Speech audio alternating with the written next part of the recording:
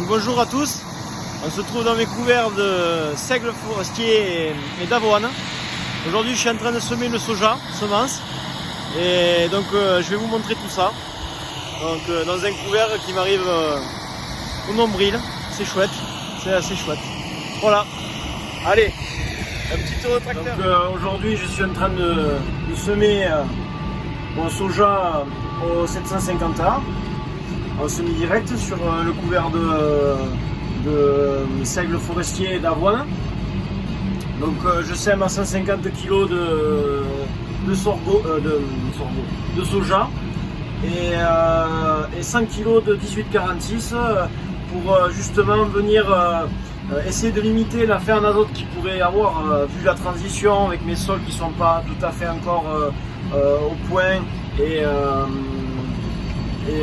donc je viens compléter avec du 1846 pour venir aussi booster le soja au début, et cela me permet d'avoir une levée homogène et assez rapide. Donc devant je roule mon couvert avec le rouleau FACA, enfin le rouleau hacheur de chez Bonnel.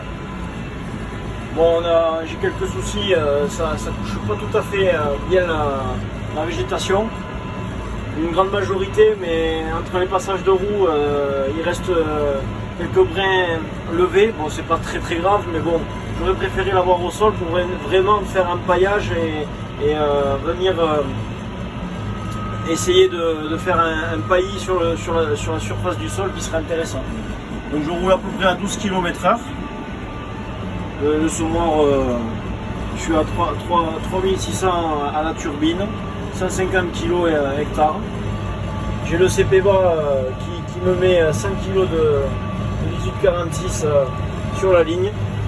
Et donc j'ai des éléments bouchés, je suis à peu près à 40 cm d'écartement sur le semoir.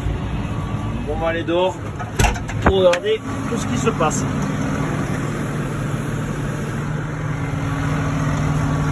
Je vais éteindre la turbine, ça sera mieux. Donc tout d'abord le rouleau qui vient écraser un petit peu haché, comme on peut voir. Donc ça hache, ça fait un paillis. En dessous on a la terre. Donc ici le couvert a été semé en octobre sur un décompactage. Donc c'est le tout début de la transition de cette parcelle. Et c'est pour ça que dessous on est vraiment sur de la terre à nu, quoi. Donc après là avec la dernière pluie, je trouve ça fou que le système fasciculé des graminées ont fait de la terre fine en surface, ça sera bien pour la levée du soja. Donc après voilà, on a cette bande là qui reste un peu levée. C'est pas gênant, mais on n'a pas cet effet de paillis. On a un peu la terre voit un peu la lumière, on peut avoir des levées d'adventice. En fait, ça c'est un peu problématique. Alors, soit je le laisse comme ça et je le régulerai de toute façon avec le pulsar, le soja. Soit je repasserai avec le FACA un peu plus rapidement. Bon, on voit, j'ai du régras, problème de régras, donc je compte sur le pulsar pour venir régler ce problème. Donc voilà, le couvert il est encore un peu levé et le semoir derrière vient finir de le recoucher. Donc dans la grosse trémie on a le soja, dans la petite on a le 1846.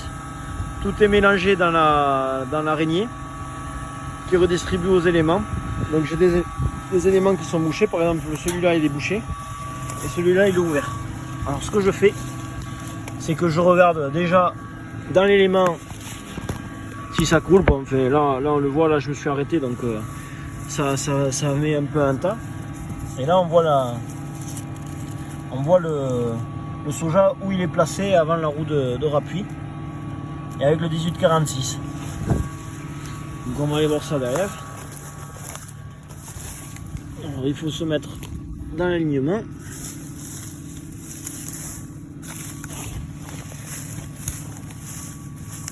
Voilà.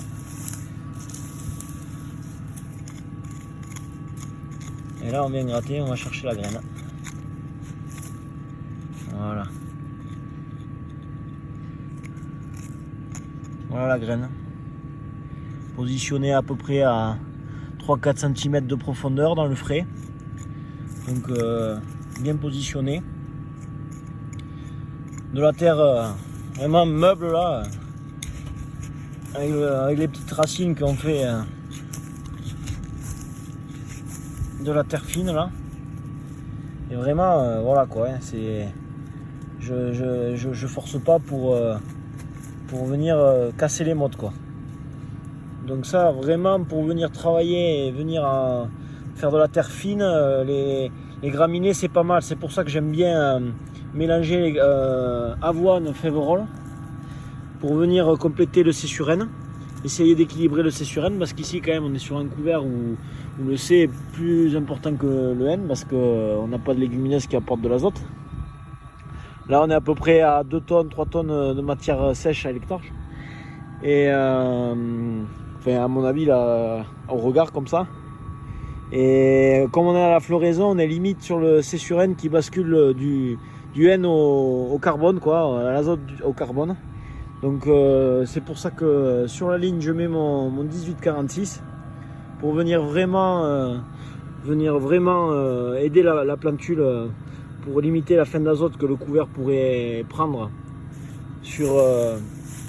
au sol pour ça se dégrader. Et ensuite le soja est inoculé et viendra prendre le relais. Et ça fera un paillis pendant toute la saison. Ça me permettra aussi que pendant l'irrigation,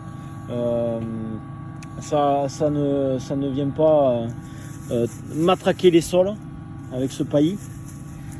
Et voilà.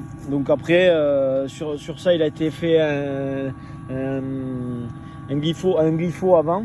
Donc je vous mettrai la petite vidéo quand je désherbais. Et à 2 litres.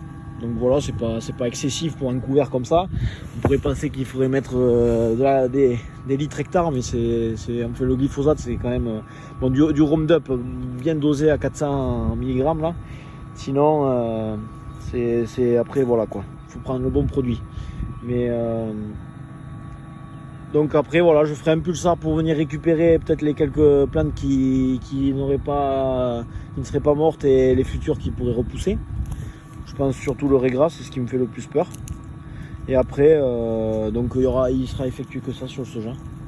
C'est assez, enfin pour moi le soja c'est une plante qui demande rien et assez intéressante. En plus je l'ai en semence, donc économiquement c'est plutôt viable. Et je remercie l'entreprise qui m'autorise de faire ça quoi. C'est assez chouette. Voilà. Donc voilà, je suis en train de désherber chimiquement les seigles et avoines pour le futur soja. Donc avec du Roundup à 2 litres. Donc voilà encore une petite vidéo explicative de ce que je peux faire sur mon exploitation. En transition en ACS dans le Lauragais. Donc voilà, si vous avez des questions ou quoi que ce soit, vous pouvez les poser. Si ça vous plaît toujours, encouragez-moi parce que ça me permet quand même, c'est assez enrichissant. C'est assez enrichissant de venir expliquer ce que je fais. Après vous pouvez aussi me suivre sur la page Facebook AgriBBC pour venir voir un petit peu les avancées que l'on peut avoir sur l'exploitation et sur ce qu'on fait aussi à côté. Et après aussi on a une page Instagram AgriBBC. Donc venez suivre encore ce que je fais et continuer. C'est super, merci.